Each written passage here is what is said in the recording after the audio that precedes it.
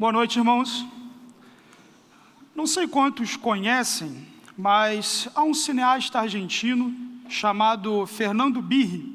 Ele faleceu em 2017 e numa palestra, num certo momento, ele tentou explicar o fundamento pelo qual ele vivia. E nesse sentido, ele passou a expressar as suas ideias a partir daquilo que ele chama de utopia.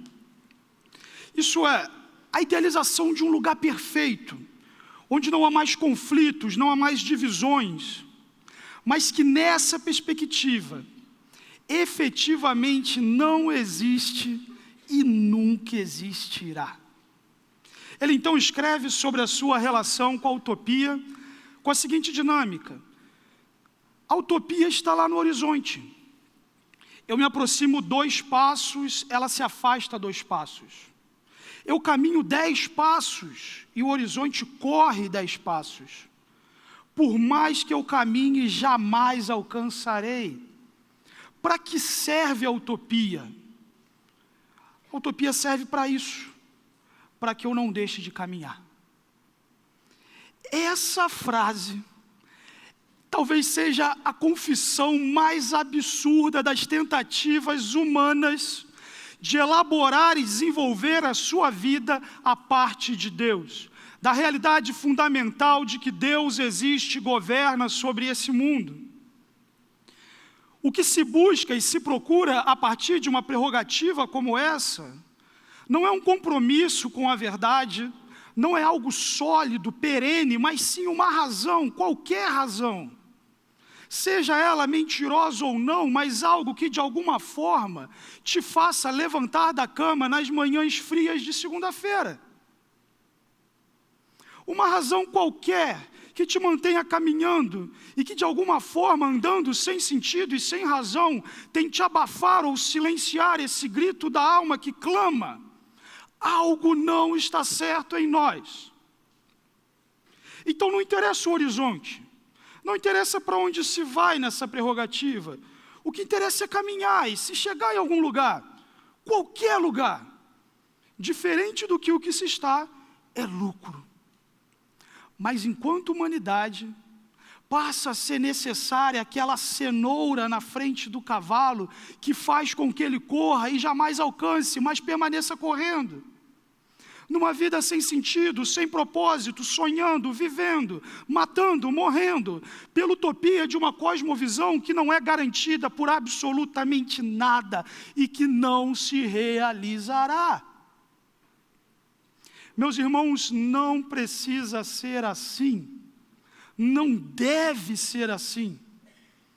Ao longo das últimas semanas, nessa série sobre cosmovisão, tivemos a oportunidade de ver que Deus não nos criou para essa realidade. Ele criou um mundo harmônico de comunhão e paz. Vimos que a queda nos inseriu nesse dilema de separação, de ausência de sentido, de morte. Vimos que em Cristo temos revertido esse contexto pelo poder da redenção, da sua justiça aplicada em nós. Fomos inseridos na família de Deus. E hoje eu quero ver com vocês que a vida em Cristo possui horizontes seguros. Não essa utopia vazia de cosmovisões 1000, mas sim uma direção e uma referência sólida, fundamentadas na autoridade do Deus soberano, que é fiel e que zela pela sua palavra. Dessa forma, olhando para o que Paulo ensina no 3º capítulo de sua carta aos Colossenses, desejo ver os 3 horizontes que devemos olhar para uma vida que expressa a redenção que recebemos. O horizonte do ontem, onde percebemos o que o Senhor já realizou. O horizonte do hoje, que confronta e apresenta o tipo de vida que é requerido de nós. E o horizonte do amanhã, o que nos aguarda, o que o Senhor tem mostrado e revelado que nos aguarda. Olhando para esse primeiro horizonte, o horizonte do ontem, o versículo 1 de Colossenses 3 diz o seguinte: portanto, já que vocês ressuscitaram com Cristo, procurem as coisas que são do alto, onde Cristo está sentado à direita de Deus. Os desafios da igreja de Colossos, para quem essa carta é endereçada, eles não são tão diferentes daqueles experimentados pela igreja atual. Por exemplo, há naquele contexto a tentação de ser significado em uma filosofia vazia. Há o temor de que essa igreja siga determinadas formas de heresia, de desvio da verdade.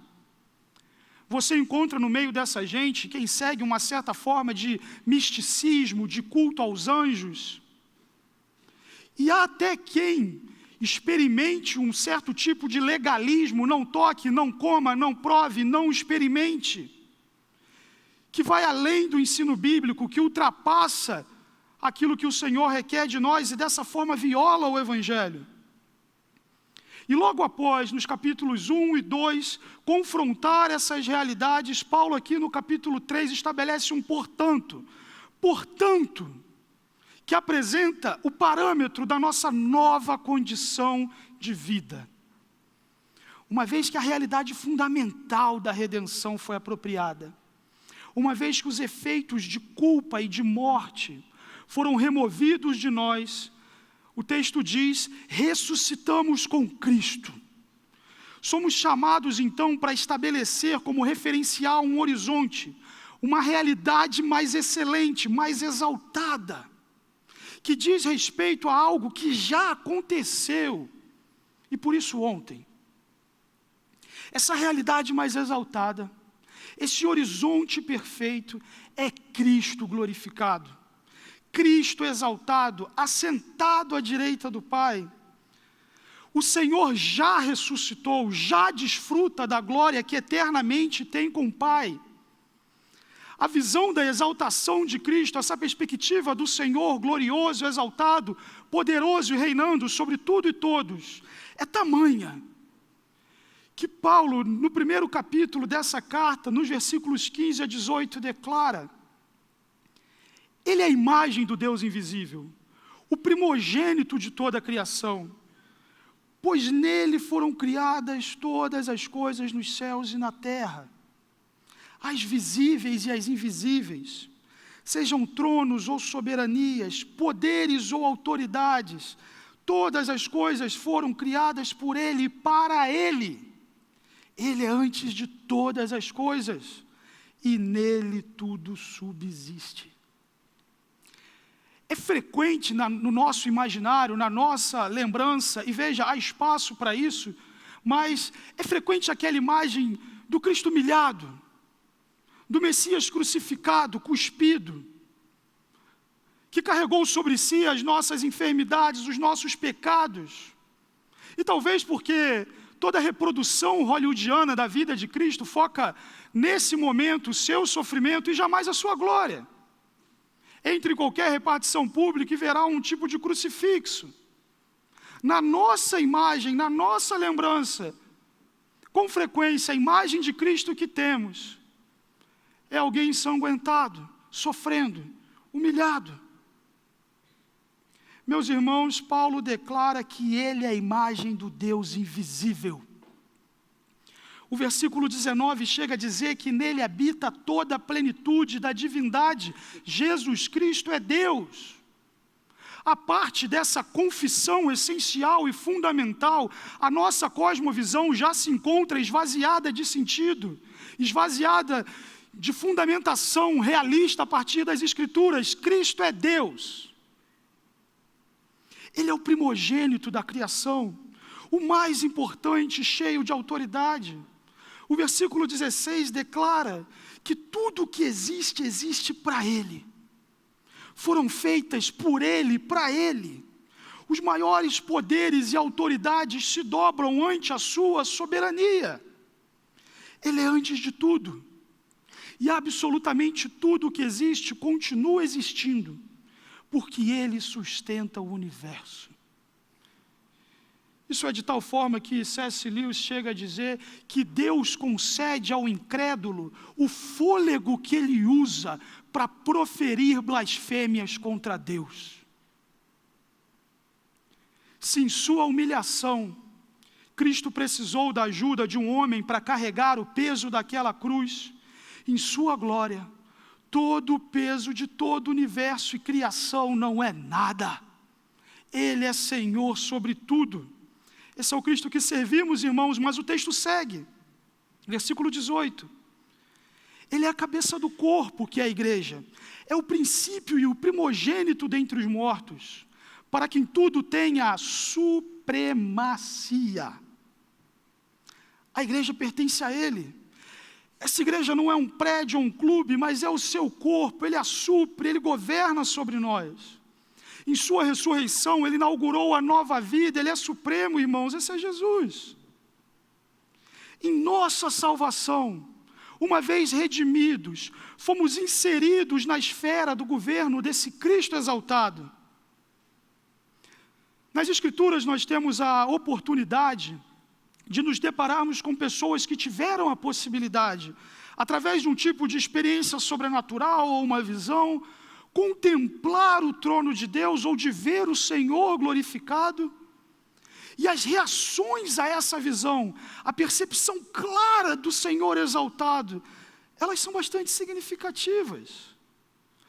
Veja, Isaías contempla o Senhor no seu trono já no início do seu ministério profético, e a sua compreensão, e ao se deparar com aquilo, ao ver o Senhor exaltado, a sua reação é uma compreensão da sua própria pecaminosidade. Ele diz: eu sou um homem de lábios impuros, eu habito no meio de um povo de impuros lábios, e os meus olhos viram o Rei. Estevão, em seu martírio, após testemunhar a verdade, anunciar o Evangelho, apresentar como o Senhor desenvolveu ao longo da história o seu projeto, sendo então apedrejado por aquela multidão, ele olha aos céus, ele vê os céus abertos e contempla o Cristo glorificado de pé. Uma imagem diferente de todas as outras imagens do trono nas Escrituras, em que o rei sempre está sentado, mas aqui Cristo de pé, confrontando todo aquele povo que o negava e o apedrejava e dizendo: eu o recebo. E ao ver Cristo glorificado na sua morte e martírio, a reação de Estevão é, frente a essa visão, frente a esse Senhor glorificado, é total rendição. Eu te entrego o meu espírito, perdoa-lhes, eles não sabem o que fazem. Ele toma aquela mesma atitude que Cristo teve na cruz. Frente àquela visão, já não importa mais nada, Senhor, me leva. Pedro, quando no Monte da Transfiguração, está diante de Jesus em sua glória, ele fica abalado, ele não sabe o que fazer, ele quer montar um acampamento. Por fim, João, no Apocalipse, ao se deparar com Cristo glorificado, as Escrituras declaram que ele caiu como morto, diante de tamanho poder e glória. E tantos outros, irmãos, a questão aqui é o fato de Deus ser quem é e de fato é, produz em nós temor e conformação. Embora não tenhamos vivido uma experiência assim, vimos algo nesse nível, o fato é que as Escrituras constatam uma realidade. E quer você a veja ou não, isso não deixa de ser tão real quanto de fato é. E o fato de Cristo estar exaltado, do Senhor estar glorificado, de ser supremo sobre tudo, isso nos desafia a olhar para trás, a olhar para esse ontem, a olhar para aquele túmulo vazio e para aquele trono cheio. E obter dessa visão, a cosmovisão necessária que honra a Deus, que transpassa a história, que subverte reinos, que sobrevive a impérios perseguidores, que vence a morte e que dá significância à própria vida. Meus irmãos, Cristo está exaltado e um dia cada um de nós comparecerá diante dele. Adquirir essa perspectiva, olhar nessa direção, ver Cristo exaltado, diz muito sobre o tipo de vida que viveremos. Isso aqui tudo, seus talentos, suas habilidades, suas inteligências, suas enormes capacidades, seus gostos, esse mundo, isso aqui tudo não é sobre você, é sobre Cristo. Você não é o protagonista da sua própria história, Cristo é. E isso de fato é algo muito bom. É claro, isso confronta o nosso orgulho, o nosso desejo de sermos senhores de tudo, senhores do mundo. Mas isso nos liberta dessa luta, porque esse mundo tem dono e tem propósito.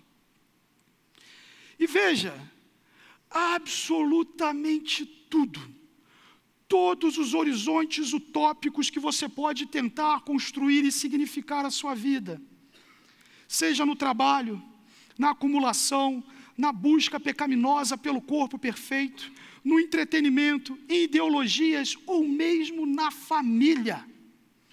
Tudo isso pode ser perdido, e pode ser perdido com facilidade. Nós consideramos com frequência que somos a razão do nosso próprio sucesso. Achamos que somos os nossos próprios provedores. Pensamos que temos e desejamos ter um controle absoluto das nossas vidas, soberanos de nós mesmos. Mas essa, irmãos, é uma consideração completamente equivocada. Que controle temos, irmãos, sobre a nossa vida? Que controle temos sobre a nossa história? As coisas mudam, e elas mudam rápido. Nessa roda da vida, quem ora está em cima, ora está embaixo. Você não tem controle nenhum sobre a sua vida, e sobretudo, você não tem controle algum sobre a sua morte. Por outro lado, Cristo está exaltado no seu trono. Ele detém o poder, Ele detém a sabedoria, e não existe poder, autoridade, reino ou nação, terreno, celestial ou satânico, que possa mover a Cristo 1 milímetro sequer do seu trono e do seu cetro. Cristo entronizado é a posição mais definitiva de toda a realidade. Esse é um horizonte seguro para você olhar. Olha para trás, contemplo ontem, vejo o Senhor exaltado. E se você ainda não pertence a Ele, se você não crê em Cristo como seu Senhor, seu Salvador, dessa manjedoura, dessa cruz, desse túmulo vazio, desse trono, procedem a graça salvadora que tem poder para te tirar dessa vida de condenação, de utopia, de vazio, de falta de paz, e te conduzir para uma vida de paz com Deus. Mas há ainda um segundo horizonte para considerarmos. Somos chamados não apenas para considerar o horizonte do ontem, mas sim também olhar para o presente, para o horizonte do hoje. E hoje vivermos nossas vidas a partir de valores eternos. No segundo horizonte, hoje, o texto de Colossenses, capítulo 3, inicialmente olhando o versículo 2, a palavra de Deus diz: mantenham o pensamento nas coisas do alto e não nas coisas terrenas.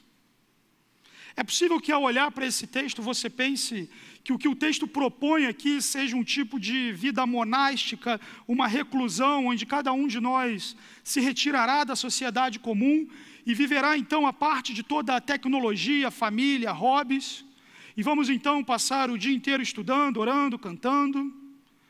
No entanto, não é isso que está em vista aqui. Na verdade, o que está em vista aqui é algo bem além disso.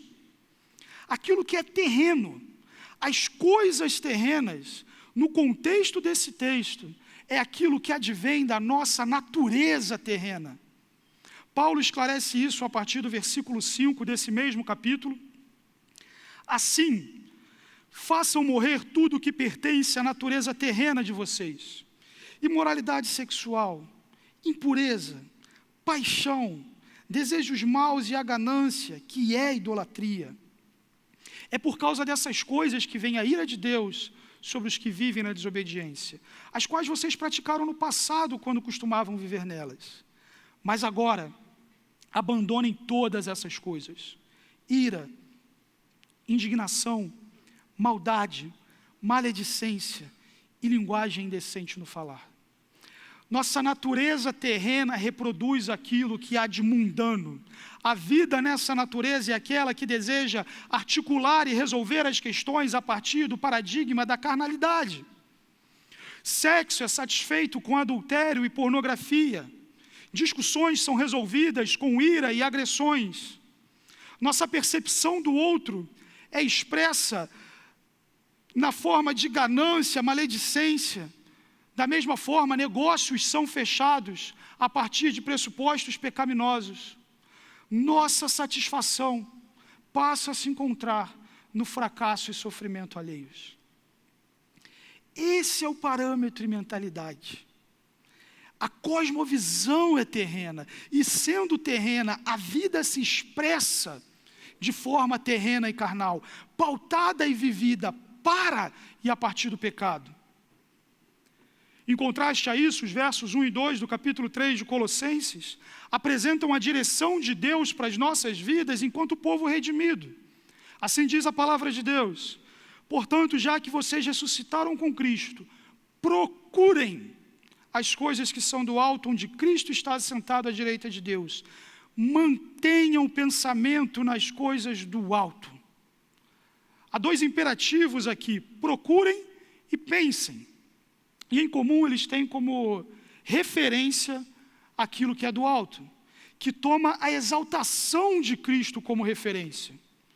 Do alto aqui diz respeito a todo o caráter de Deus, a santidade de Cristo, a toda a bondade, a toda a virtude, a toda a verdade, a tudo quanto o Senhor nos revelou. Uma vez que o ontem é realidade, uma vez que Cristo já ressuscitou, que Ele é exaltado, que Ele é Senhor sobre tudo, somos desafiados a uma certa atitude, a olhar para o hoje de um jeito diferente. Em primeiro lugar, enquanto cristãos, somos orientados, direcionados a procurar.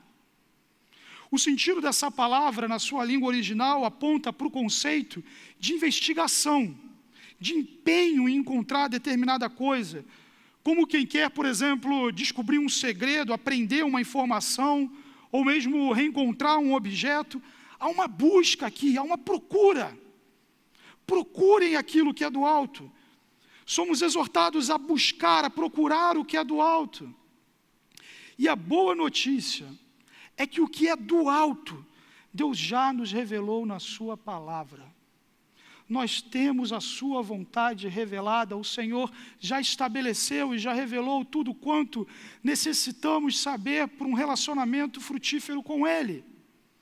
A Escritura é o parâmetro seguro e definitivo pelo qual você deve orientar a sua vida. Mas pode ser que, com frequência, alguém diga: mas esse é um livro difícil, eu não consigo entender, eu não tenho muito tempo ou paciência para interagir com esse livro. Eu não entendo o que a Bíblia diz. E, de fato, existem textos que justificam uma certa dificuldade, mas creio que o teólogo alemão Hans Walter Wolff disse é algo bastante assertivo.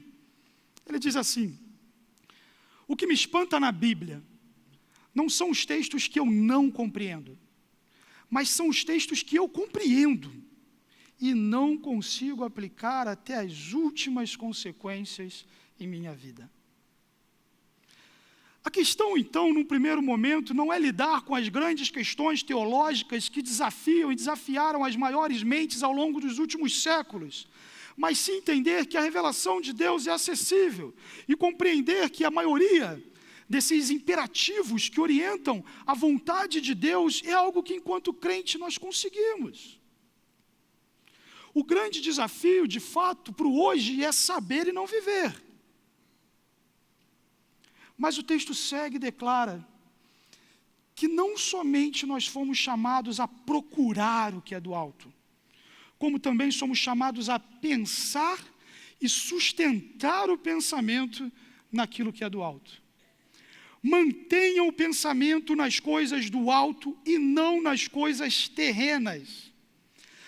Aqui é possivelmente onde mais nos aproximamos do conceito de cosmovisão. Nossa mentalidade, nossas afeições encontram seu confronto e seu repouso não naquela mentalidade carnal e mundana, mas em Cristo. Talvez essa seja uma imagem que nos ajude a compreender o que o texto tem colocado aqui. A gente tem a figura de uma pessoa, aos seus pés, uma imagem fazendo referência ao planeta Terra, e sobre ele algumas nuvens que fazem referência ao céu. O que essa imagem quer dizer? O cristão, essa pessoa redimida e alcançada pela graça de Deus, é alguém que está nesse mundo. Ele está aqui, ele trabalha, ele vive, ele interage, a sua vida se desenvolve nesse mundo. Os seus pés estão nesse mundo, ele caminha por esse mundo. Mas a sua mente, a sua cabeça, ela não é orientada por esse mundo. Ela é orientada pelos céus. O cristão é alguém que tem os pés no mundo, mas a cabeça nos céus. Então, sim, nesse mundo se vive, se come, se casa, se alegra, se trabalha, se diverte, se desfruta, se sofre. No entanto, uma vez que Cristo é a realidade da sua vida, isso é vivido de um jeito diferente. Seus valores, sua moral, suas práticas, seu discernimento e orientação de vida não procedem mais daquele conjunto de informações de um mundo em oposição a Deus. E nesse sentido, você deve não apenas buscar o que é do alto, você deve pensar o que é do alto. É mais do que o que você faz, é o porquê você faz. Anteriormente, sobre o paradigma da separação de Deus, o casamento, por exemplo, existia somente para sua satisfação. Era o local onde a sua vontade era o que importava. Mas Cristo te alcançou. Sua cabeça agora se encontra em outro lugar. Você busca, você procura, você pensa. E agora você descobre que enquanto marido você deve amar sua esposa como Cristo ama a igreja. E enquanto esposa você aprende que deve auxiliar seu marido e expressar a bondade de Deus no seu lar. Separado de Deus, o trabalho era apenas o lugar que eu fazia dinheiro, que eu obtinha a provisão. Era o que eu tinha que fazer, porque tinha que fazer. Alcançado por Cristo, agora você procura e busca o que é do alto. E descobre as oportunidades que o Senhor te dá de testemunhar de quem Ele é no seu ambiente profissional, de fazer aquilo que Ele te concede fazer a partir de uma perspectiva que expressa a glória de Deus. A questão no horizonte de hoje, buscando e procurando os valores eternos, é que adquirimos uma nova perspectiva. Nessa perspectiva, Deus é amado sobre tudo. A outra face é oferecida. O inimigo é amado, o outro é considerado como superior, se anda aquela milha a mais. Nessa perspectiva, minha significância deixa de ser perseguida e pautada pelo meu próprio desempenho, mas eu descanso em Cristo. Nessa perspectiva, a igreja deixa de ser um lugar onde eu vou para consumir e me entreter e passa a ser minha família, meus irmãos e irmãs em Cristo que eu amo e sirvo. Porque a sua cosmovisão, essa lente, uma vez redimidos por nosso Senhor, foi completamente transformada. Você pode então andar nesse mundo, com a mente do mundo, com um horizonte e perspectivas mundanos, e isso será utopia vazia, horizonte que não chega, vida sem sentido. E a sua escolha de buscar e pensar de um jeito mundano, ao seu tempo cobrará o seu preço. Como diz certa frase, o pecado te levará mais longe do que você quer ir, te manterá por mais tempo do que você quer ficar, e te custará mais caro do que você pode pagar. Viver de qualquer jeito, orientar sua vida a partir das coisas terrenas que o texto coloca, e esperar a bênção esperar a bênção de Deus nesse sentido, é zombar de Deus. Uma hora a conta chega. Mas, novamente, não precisa ser assim. Você pode assumir quem você é em Cristo, se apropriar de todas as ricas promessas de bênção e provisão espiritual, adquirir essa mentalidade que tem o céu como horizonte e viver o hoje a partir da vontade de Deus. E se assim for, isso vai revolucionar toda a sua história, sua família, seus amigos, as pessoas com quem convive, a lente com que você os vê será outra. E se no horizonte do ontem vemos Cristo exaltado, se hoje somos desafiados a ver os valores eternos, temos ainda um terceiro horizonte a considerar, e esse é o amanhã. Essa vida não termina aqui. Cristo voltará, irmãos. Terceiro horizonte, amanhã, Paulo segue dizendo, versículo 3, pois vocês morreram e agora a sua vida está escondida com Cristo em Deus. É curioso que, no mesmo texto que diz que ressuscitamos com Cristo, diz que também com Ele morremos. Paulo declara que uma vez que nos apropriamos da redenção, nossa identidade passou a estar atrelada à obra de Cristo de tal modo que nossa vida foi escondida nele. Há duas implicações nesse fato. A primeira delas diz respeito à profundidade da nossa união com Cristo e, como consequência, a segurança que temos nele. Não há absolutamente nada que possa retirar de você aquilo que Cristo conquistou em sua morte e ressurreição. Somos guardados, protegidos pelo seu poder. Nossa vida está escondida em Cristo, de tal maneira que nenhum ladrão, nenhum demônio, nenhuma força natural ou sobrenatural pode nos encontrar e remover. Paulo declara em sua epístola aos Romanos, já no final do capítulo 8, a partir do versículo 35, quem nos separará do amor de Cristo? Será a tribulação, ou angústia, ou perseguição, ou fome, ou nudez, ou perigo, ou espada? Como está escrito, por amor de ti enfrentamos a morte todos os dias. Somos considerados como ovelhas destinadas ao matadouro.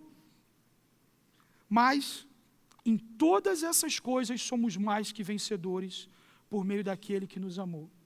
Pois estou convencido de que nem a morte, nem a vida, nem anjos, nem demônios, nem o presente, nem o futuro, nem quaisquer poderes, nem a altura, nem a profundidade, nem qualquer outra coisa na criação será capaz de nos separar do amor de Deus que está em Cristo Jesus, nosso Senhor. Nada pode nos separar dessa união, desse amor, dessa esfera da graça no qual fomos inseridos. De fato, essa união não é visível aos olhos humanos, mas ela é real nos termos mais intensos possíveis. Em um segundo aspecto, essa posição de escondido em Cristo revela o estado de alguém que está aguardando um certo tipo de revelação acontecer. Como aquele casulo que esconde e que protege uma lagarta, aguardando a sua plena transformação. O apóstolo João diz em 1 João capítulo 3, versículo 2, amados, agora somos filhos de Deus, e ainda não se manifestou o que havemos de ser. Vivemos então em uma condição em que já somos filhos, já somos herdeiros, já somos objetos das promessas, já ressuscitamos com Cristo. No entanto, ainda não se manifestou o que havemos de ser, ainda não possuímos um corpo glorificado, ainda não estamos livres da presença do pecado.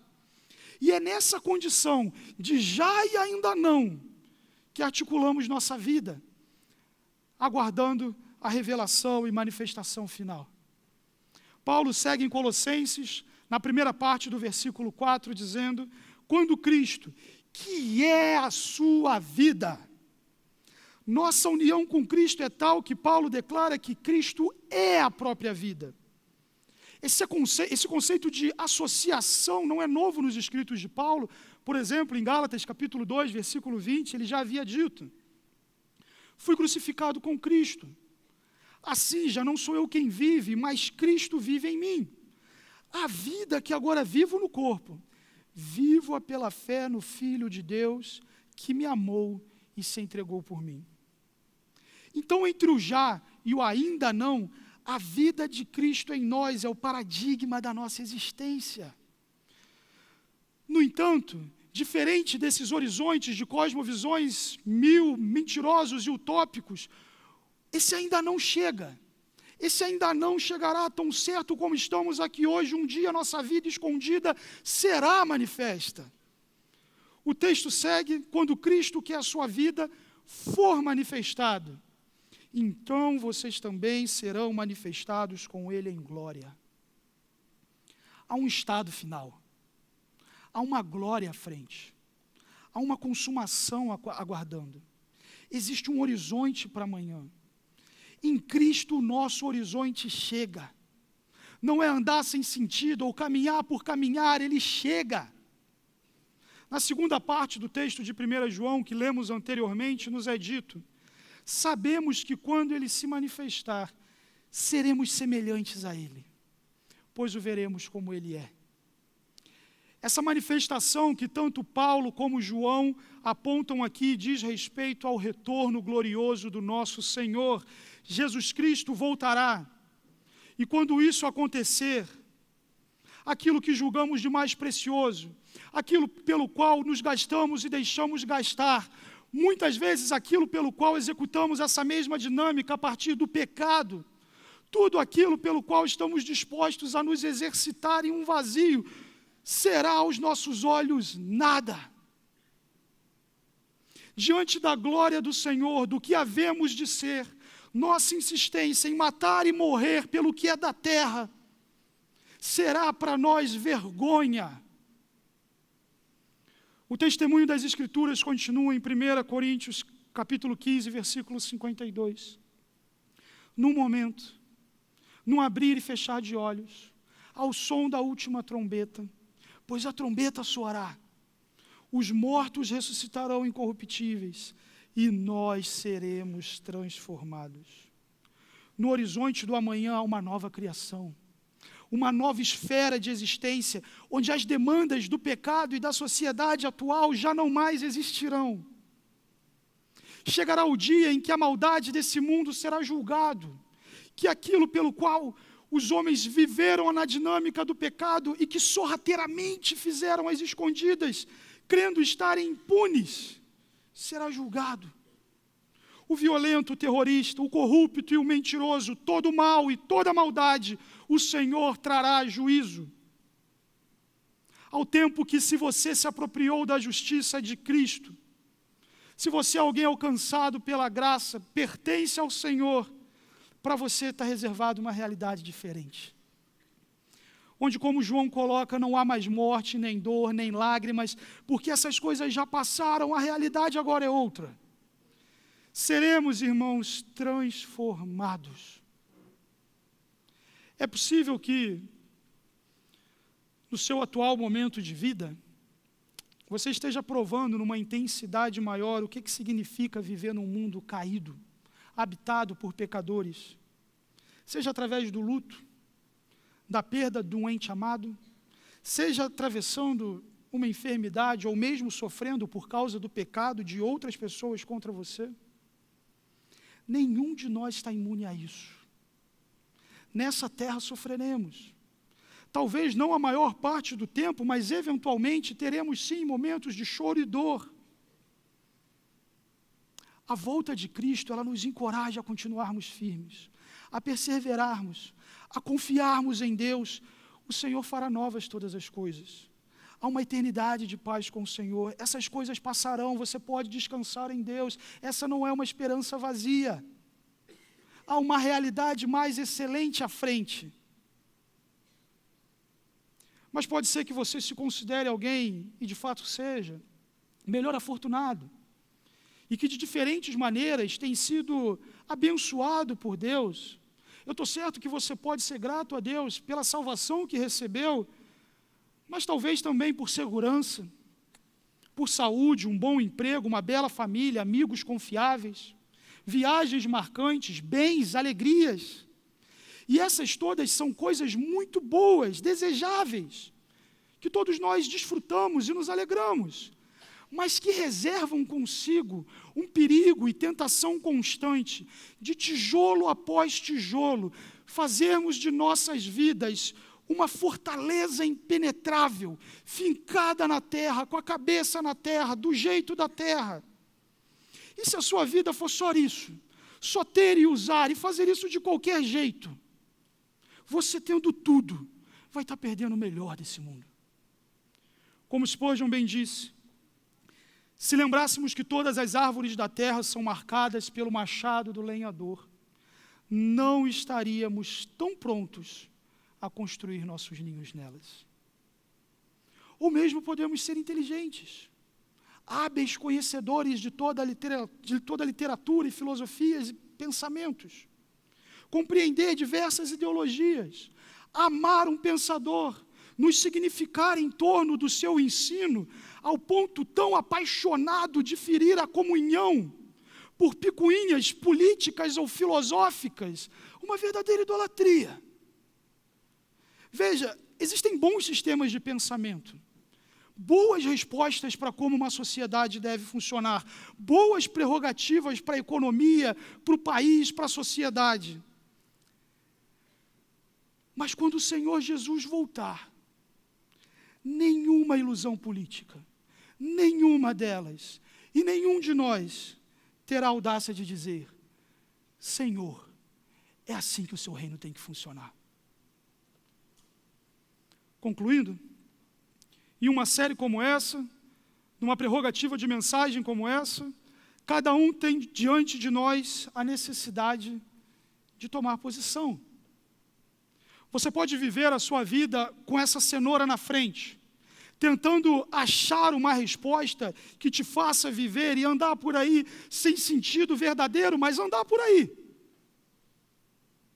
Ou você pode olhar para o Cristo exaltado, olhar não para dentro de você, não ao seu redor, não abaixo de si, mas olhar para cima, vê-lo glorificado, descansar na promessa da sua volta. E se assim for, então tudo o que você fizer, do mais banal ao importante, será feito na direção constante de um horizonte sólido. No horizonte do ontem, vemos Cristo exaltado. Hoje, seu caráter orienta a nossa vida a partir de valores eternos. E amanhã, temos a esperança de que um dia Ele voltará, quando então seremos transformados. Vamos orar?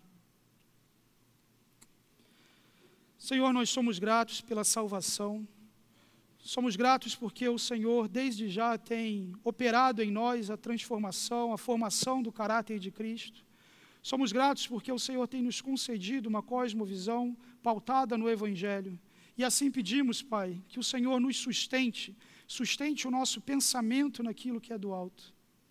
Muito obrigado, Pai, pela vida, muito obrigado pela existência.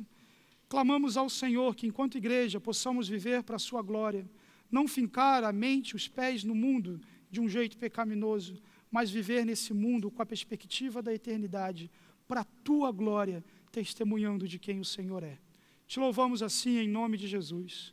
Amém.